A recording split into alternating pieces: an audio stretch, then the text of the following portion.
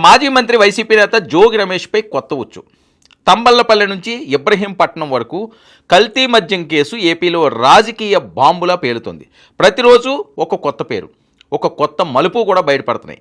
అయితే టీడీపీ నేతల్లో తంబళ్లపల్లిలో పట్టుపడ్డ డంపుతో ముడిపడి ఆరోపణలు ఎదుర్కొంటుండగానే ప్రధాన నిందితుడు జనార్దన్ రావు విదేశాల నుంచి వీడియో విడుదల.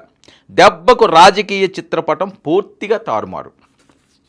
జోగి రమేష్ ప్రోత్సాహంతోనే కల్తీ మద్యం తయారీ అని జనార్దన్ రావు రికార్డులో చెప్పడంతో కథనం ఒక్కసారిగా మాజీ మంత్రి జోగి వైపు తిరిగిందండి. జోగి పరిస్థితి ఏంటంటే ఇప్పుడు కక్కలేక మింగలేక ఉన్నాడు.